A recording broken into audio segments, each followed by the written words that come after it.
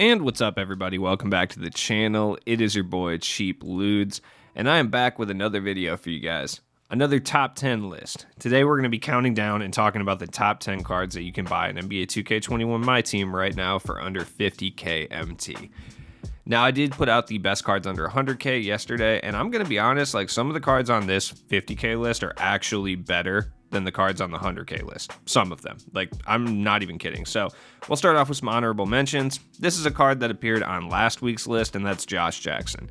Like, Josh Jackson is just incredibly solid. Like, there's nothing really special about this card. I mean, he's 6'8", he's got a long wingspan. I believe he's got a 6'10 wingspan, which is solid for a guard.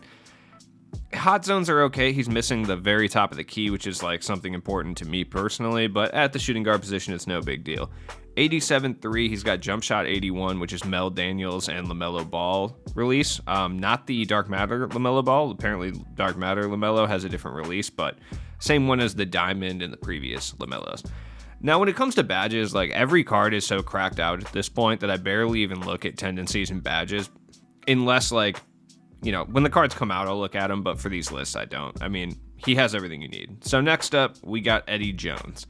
Now, the reason he is an honorable mention is just because of how good the cards on the actual top 10 list are. Eddie Jones has appeared on the best cards under 50k list, I believe, 3 times in a row now. This will be the 4th.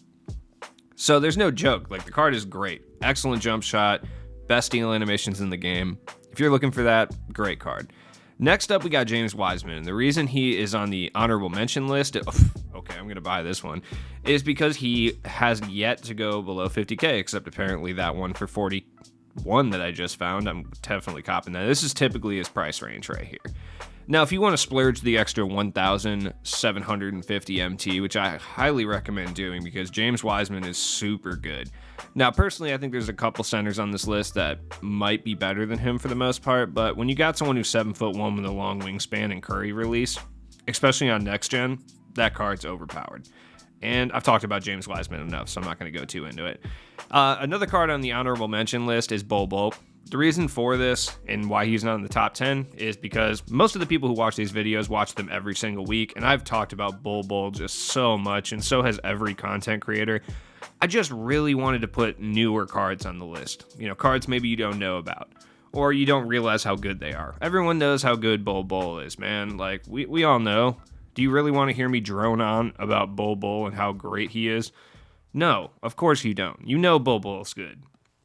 Is he worth picking up for 28 to 20k? Absolutely. If you don't have him already, go do it. If not, for just triple threat reasons. Like, he's that good. All right, let's get to the actual top 10 list itself this time. And we're going to start with a card that I actually like a lot. And I'm shocked. And that's George Mirasan. Like, first off, this dude is 7'7", right? Like, he is an absolute mountain of a man. I think he's like super like heavy too. I think he's like 303 pounds or something, or 305, which is like absurd. He's 7'7" with a 7'7" wingspan. So in theory, that sounds like he has little T-Rex arms, but like a 7'7" wingspan is like gigantic. All right. This dude is no joke. He's not going to dribble, right? That's kind of his biggest weakness. Now, he does have Brook Lopez release, which is a very good release, especially off the catch and shoot. I mean, you're not shooting off the dribble with George Mirasan. He's there to be 7'7", block shots, get rebounds, and shoot the occasional wide open 3, which he can do. Current gen badges, I mean, he has everything that you really would need except for playmaking badges, which is the same on next gen. Like, he's not going to have unpluckable. He doesn't have tight handles, space creator, stop and go, quick first step. Like, he's missing all of this. Only gold clamps, which, dude, he's 7'7". Like, it's fine. And on next gen, like, he's going to be one of the fastest cards in the game due to that fact, because speed is broken on next gen. So, yeah, I mean, if you can accept the fact that you're not dribbling with George Mirasan, he might actually be the perfect center for you. It just kind of depends what the rest of your team's looking like. And don't sleep on the 80 driving dunk. He's 7'7", dude. It doesn't matter. Like, he's going to get buckets in the post. Like, it really doesn't matter. Next up, we got our number 9 card, and like, it's another card I've talked about a lot. It's Josh Smith. Like, most people know how good this card is, but if you don't, he's basically a budget LeBron, 6'9", with a very like stocky, muscular player build. Lefty release, it's pretty solid. I mean, there's nothing wrong with this card. He's like aggressively great, or like not great. He's aggressively good, right? He's just like a little better than everyone else at majority of things. John Wall release, I like a lot. Some people don't like it. I've just been using John Wall cards all year, so like I can time it pretty well. And I know a lot of people do like this release. So I think he plays better at shooting guard, but he can operate at the point guard just fine.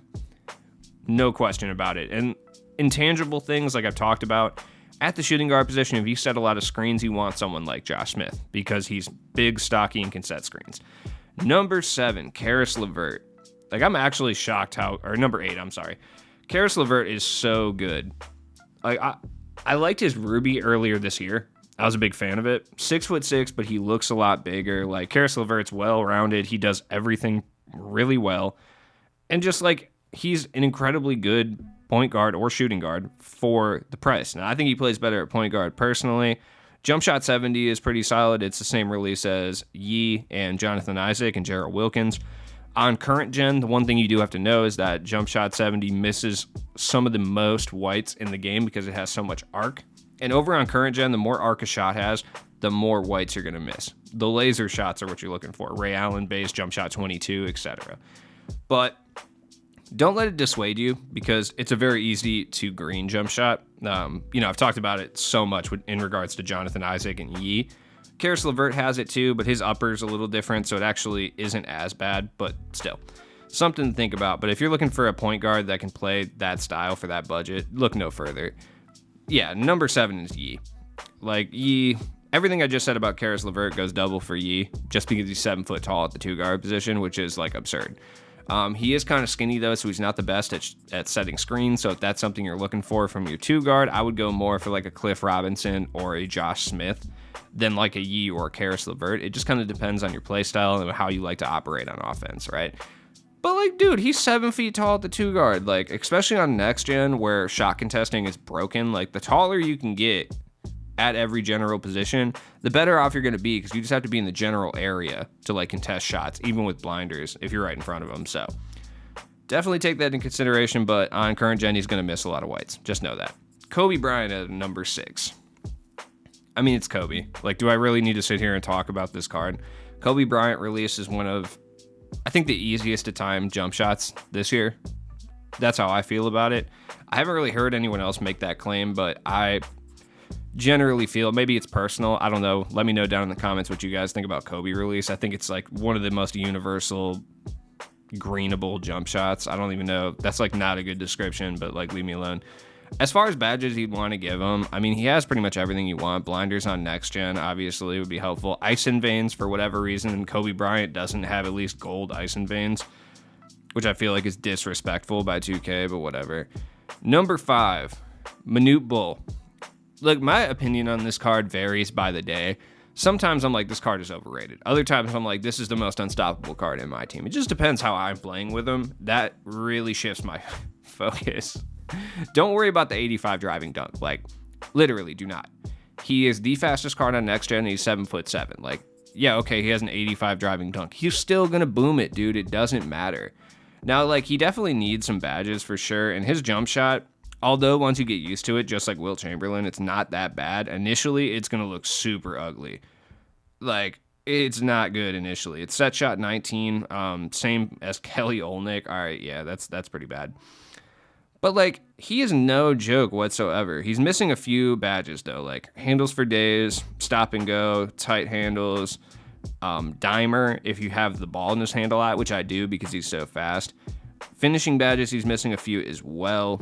Contact finisher on current gen, relentless finisher. He has no showtime. If you can give this dude at least gold showtime, you're going to be in pretty good spot with him. Something to think about. I mean, he's much better on next gen than current, but doesn't take away from how good he is on both. So next up, number 4, DeAndre Hunter. Like, this is basically, do you like Kawhi Leonard? Because this is Kawhi Leonard, essentially. We got Kawhi Leonard at home, because this is exactly what this is.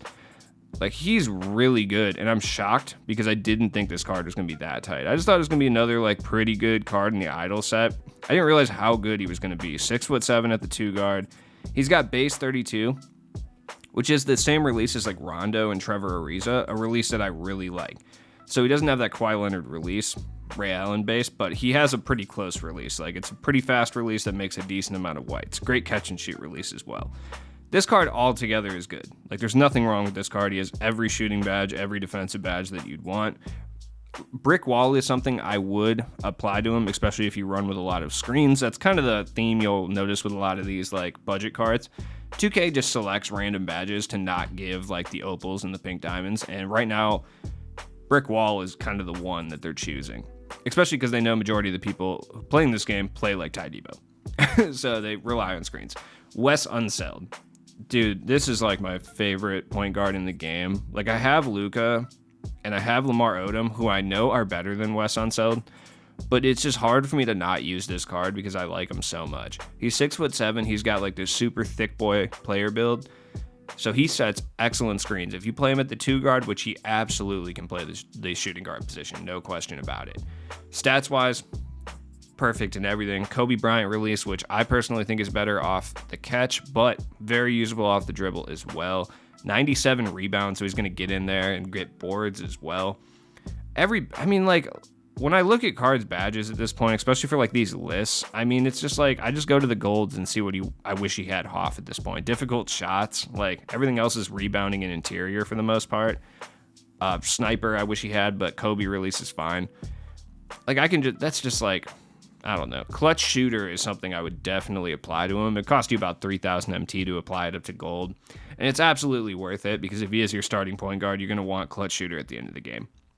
Now we got 2 new cards. Jeff Green. I mean, Jeff Green's Jeff Green. Like, you know how he is in 2K. Like, he's a beast. Everybody talks about how good he is, but then doesn't use him after a week. Stuff like that. Like, Jeff Green was super good last year. He's super good this year. There's nothing wrong with him. For the most part, I just feel like you know what you're getting with Jeff Green, you know? Like, Jeff Green is always pretty solid in 2K, and that's exactly what he is again this year. I'm shocked that he's like 10K. Like, he's going to be on both lists, this and the under 10K, because he's 10K. And shockingly, like, his release, jump shot 50 with Chris Paul upper on very quick, is really good. I wish he had, like, what did he have last year? Did he have base 98? I can't remember what he had last year, but it was a lights out release.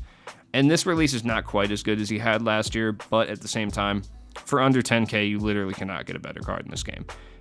And I feel like everyone knew this was coming. Yeah, even 2K doesn't want to show the god-tier talent that is Dino Raja, 6'11" with a 7'11" wingspan. I was corrected. Apparently, Manute Bol has the longest wingspan in the game, but if we're talking about height to wingspan, Dino Raja has the best wingspan in the game. It's a whole foot longer than his actual height.